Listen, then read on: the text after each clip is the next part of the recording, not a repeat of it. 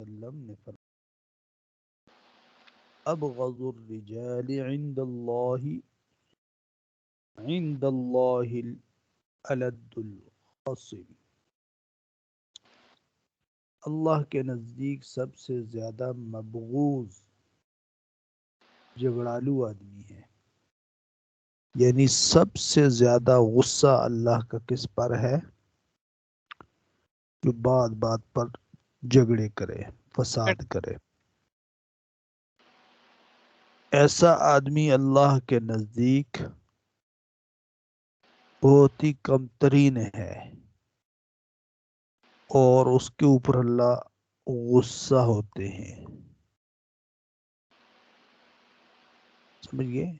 اور جی اللہ کے نزدیک سب سے اچھا آدمی پھر کیا ہوگا؟ دوسری حدیث میں آتا ہے جس کے اخلاق اچھے ہوں، جو نرم مزاج ہو، ایسا انسان اللہ کے نزدیک سب سے اچھا ہے۔ اور سب سے جو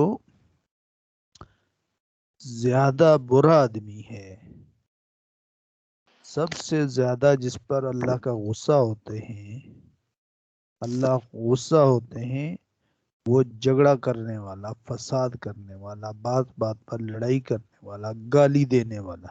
ایک حدیث پہ آتا ہے گالیاں دینے والا۔ گالی دینے والا۔ تو یہ اللہ کے نزدیک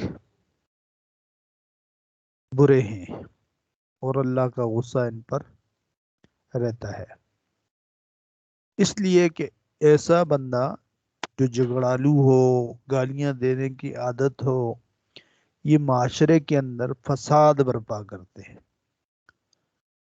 امن کو برباد کرتے ہیں، لوگوں کی پریشانیوں کا سبب بن جاتے ہیں، سکون اجاڑ دیتے ہیں،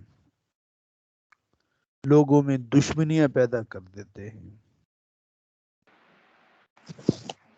لوگوں میں سختیاں پیدا ہو جاتی ہیں، نرمیاں ختم ہو جاتی ہیں، سختیاں پیدا ہوتی ہیں۔ تو اس لیے ایسے بندے کو اللہ تعالیٰ بہت ناپسند کرتے ہیں۔ اللہ تعالیٰ ہم سب کو ایسی عادت سے محفوظ فرمائے۔